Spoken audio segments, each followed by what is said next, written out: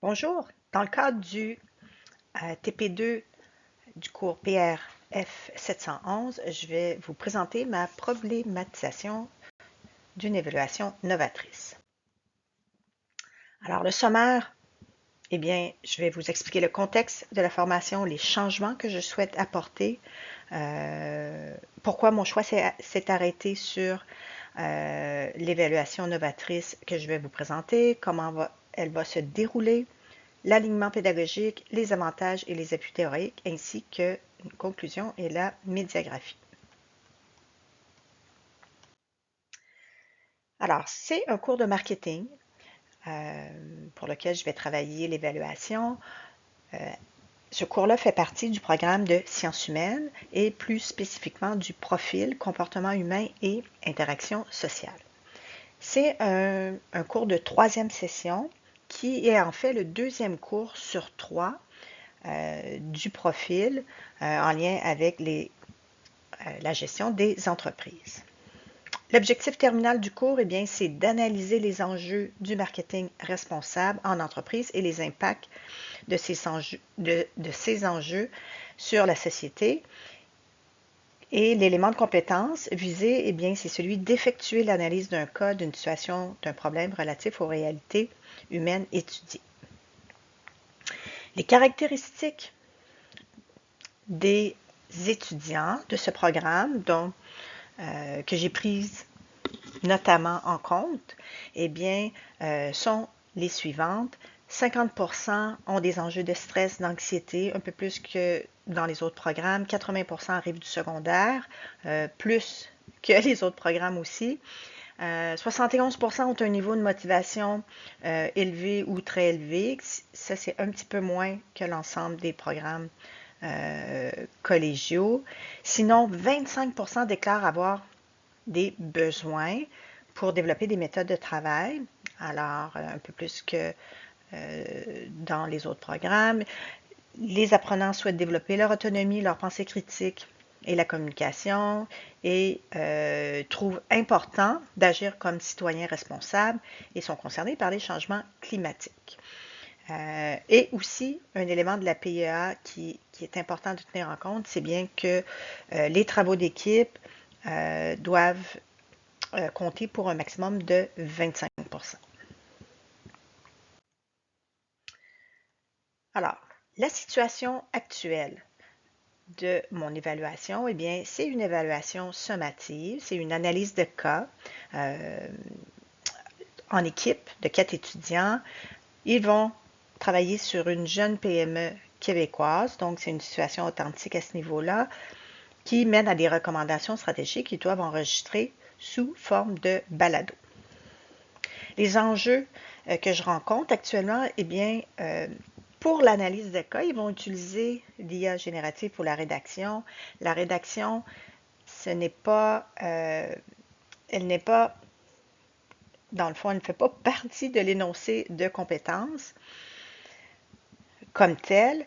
Et ce que je veux m'assurer dans cette évaluation, c'est qu'il y a une atteinte individuelle des compétences et on sait que c'est quand même un enjeu lorsque les étudiants travaillent en équipe. Et je veux éviter qu'il y ait des iniquités lors du travail d'équipe. Alors, ce que je souhaite comme situation, c'est faire davantage d'évaluation formative en prévoyant une rencontre avec les équipes.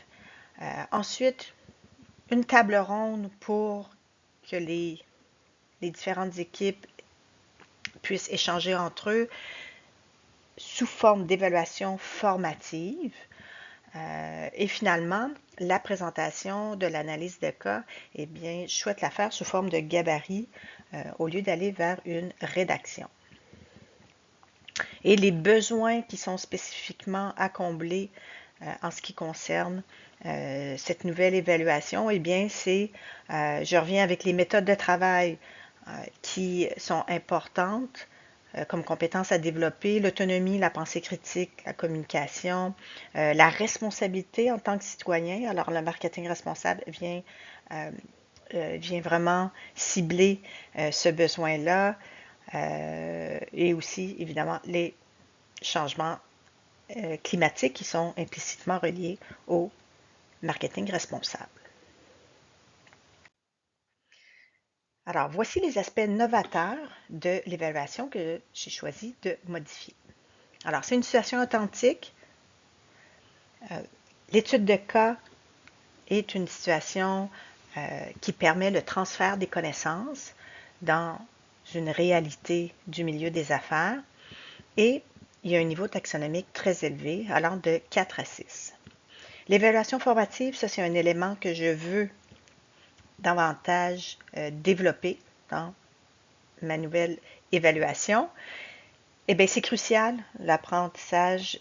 Pour l'apprentissage des compétences, ça fait partie du processus d'apprentissage, d'avoir un feedback, que ce soit des pairs ou du prof. Et ça permet aussi de dégager des contributions individuelles de tous les membres de l'équipe et d'évaluer aussi le processus et pas seulement le produit final. L'évaluation par les pairs, c'est quelque chose que j'ajoute également. Alors, ça suscite la participation, la motivation et ça permet aux apprenants de jouer aussi un rôle d'évaluateur. Et enfin, la production d'un balado, ça je le maintiens. C'est quand même un élément qui est novateur. C'est le média qui a le taux d'engagement le plus élevé dans le monde des médias. Et ça permet aussi de faire une co-création de contenu à l'aide d'outils numériques. Alors là, on va chercher aussi la compétence numérique. Et c'est un processus créatif, collaboratif. Alors, beaucoup d'engagement ici.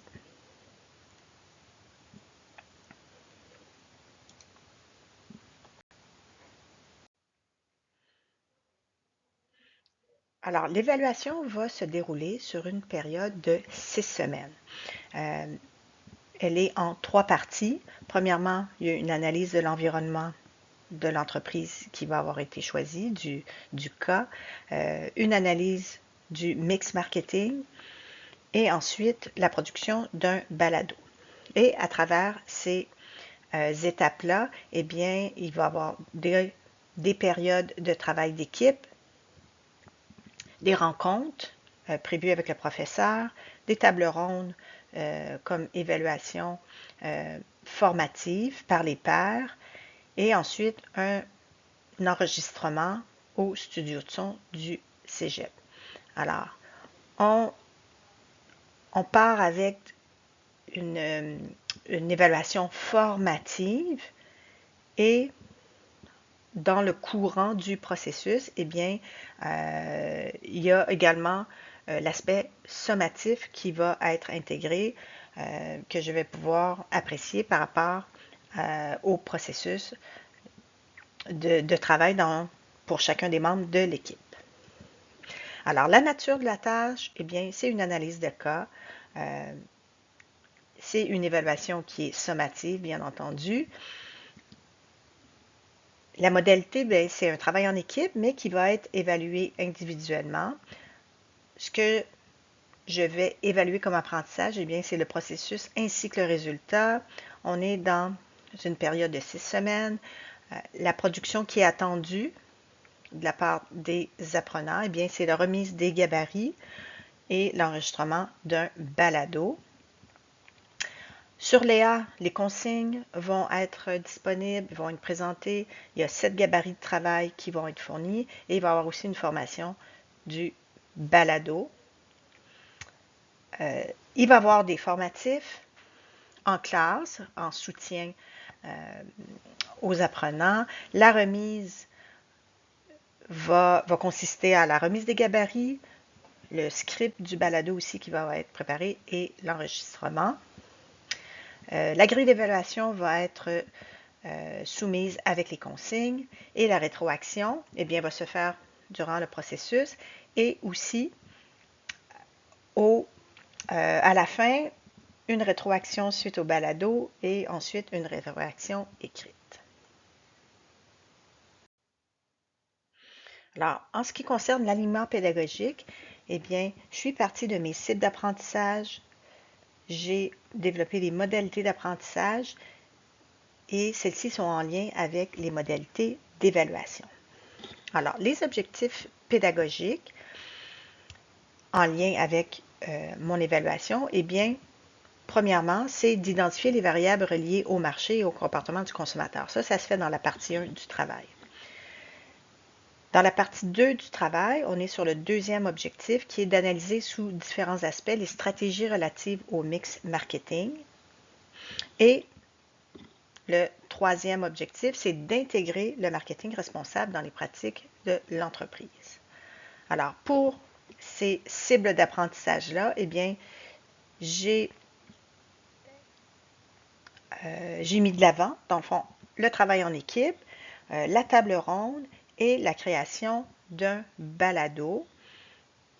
Et à travers ces éléments-là, eh bien, je peux faire une évaluation formative en cours de processus. L'analyse de cas, bien, je vais pouvoir bien les diriger par des rencontres que je vais faire avec chacune des équipes qui, à la fin, va être évaluée sommativement. Une table ronde qui va aussi faire partie de l'évaluation formative et bien entendu évaluée, ainsi que le balado qui se veut une évaluation sommative. En termes d'avantages et de retombées, je vois 4 éléments qui vraiment tirent leur épingle du jeu. Tout d'abord, une augmentation de la motivation et de l'engagement, le développement des compétences qui est soutenu, ainsi que les compétences liées aux TIC. Il y a aussi l'élément de pédagogie active et le transfert de connaissances qui va pouvoir s'effectuer, ainsi que la collaboration avec les pairs qui est soutenue dans cette nouvelle évaluation. Alors, au niveau de l'engagement et de la motivation, on sait que travailler sur des situations authentiques, eh bien, ça motive les apprenants et souvent, au-delà du désir d'obtenir une bonne note. Le développement des compétences liées au cours, eh bien, il va être favorisé par les formatifs. Et le fait de pouvoir porter un regard sur son travail, l'apprenant, eh bien, il va pouvoir s'ajuster parce qu'il reste du temps avant l'évaluation sommative. Et lorsqu'il est soumis à des questionnements, ça lui permet de faire une auto-évaluation aussi de ses apprentissages, eh bien, ça rend les apprenants plus compétents. Et on a aussi l'intégration des TIC. Ici, ça mobilise et ça aide le développement. Alors, au niveau de la compétence numérique, c'est un élément qui est important. Au niveau de la pédagogie active et du transfert des connaissances, eh bien, il y a des réformes actuelles de programmes qui donnent actuellement et qui vont donner, j'espère, dans le futur, plus d'espace, d'ampleur aux études de cas, à la résolution de problèmes qui sont nettement, dans le fond, catégorisés comme des méthodes de pédagogie active. L'étude de cas, eh bien, dans les écoles de gestion, c'est vraiment une méthode qui est amplement utilisée parce que ça permet d'appliquer la théorie sur des cas réels et de travailler aussi sur des problématiques courantes. Pour ce qui est finalement de la collaboration, eh bien, la collaboration entre apprenants, eh bien, c'est vraiment apprécié parce que ça leur permet d'avoir plus de rétroaction que si la rétroaction venait seulement du professeur. En guise de conclusion, je vais vous présenter de nouveau les éléments novateurs qui sont présents dans ma nouvelle évaluation. Alors, c'est une situation authentique liée au milieu des travails. Alors, on est dans une situation réelle d'entreprise. C'est un travail à remettre sous forme de gabarit de travail. Il y a une évaluation formative du processus par des rencontres prof-équipe. Il y a une évaluation formative par les pairs avec une table ronde. Et il y a aussi l'utilisation d'un outil numérique qui est engageant, le balado. Alors, ces éléments de mon évaluation comblent les lacunes suivantes. Alors, ça ne favorise pas l'utilisation de l'IA générative puisque ce n'est pas une rédaction. Par les évaluations formatives, eh bien, je veux m'assurer de l'atteinte individuelle des compétences et aussi de diminuer les iniquités qui sont souvent observées lors des évaluations en équipe. Je vois certains enjeux par rapport à cette évaluation, eh bien, beaucoup de rencontres formatives qui sont prévues. Alors, peut-être un élément logistique qui va être à encadrer de façon peut-être plus importante. Et aussi, il y a quand même l'intégration d'un nouveau média qui est le balado, qui est quand même peu connu des étudiants. C'est rare qu'ils ont fait des balados lorsqu'ils arrivent dans mon cours. Alors, il y a quand même un nouvel apprentissage qui est quand même à prévoir d'un outil numérique. Alors, je vous remercie de votre attention et je vous laisse sur la médiagraphie que j'ai utilisée pour la conception de mon travail. Merci.